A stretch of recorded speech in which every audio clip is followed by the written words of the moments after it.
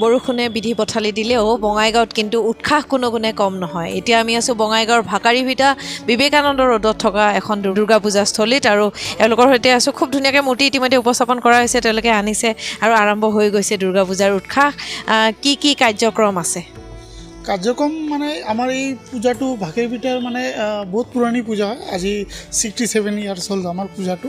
তো আমাৰ ইয়াতে একচুৱেলি আমি কি কৰোঁ না, সবাই ধৰক বহুত জেগাত বহুত ধৰক কাৰ্যসূচী হয় এইটো, কিন্তু আমি কি কৰোঁ ধৰক যেনেকৈ সপ্তমী হওক অষ্টমী হওক যেটোই হওক আমি ইয়াতে মানুহৰ কাৰণে কিবা অলপ খাৱাৰ কাৰণে আমি যোগাৰ কৰোঁ আৰু কি।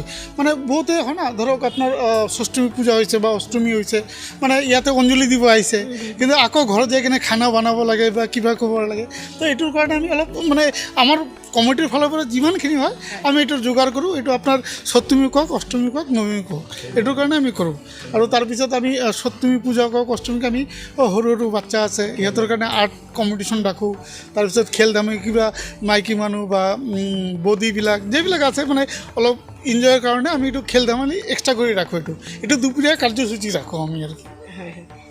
গতিকে দুৰ্গা পূজাৰ সময়ত এইখন পূজা মণ্ডপত বিশেষকৈ ইমান ধুনীয়া কাৰ্যসূচী তেওঁলোকে লোৱা হৈছে। চিত্ৰাংকন প্ৰতিযোগিতা বা মহিলাসকলৰ মাজত খেল ধেমালিও অনুষ্ঠিত কৰিব। আৰু আপোনাক সুধিছোঁ, পূজা বুলি দুৰ্গা পূজা বঙাইগাঁৱতে বৰ্তমান গমেই পাইছে এই চিটুৱেশ্যন কেনেকুৱা চলি আছে গোটেই ভাৰতবৰ্ষতে। কি মেছেজ দিব খোজে দুৰ্গা পূজাৰ জৰিয়তে মহিলাসকলৰ ক্ষেত্ৰত?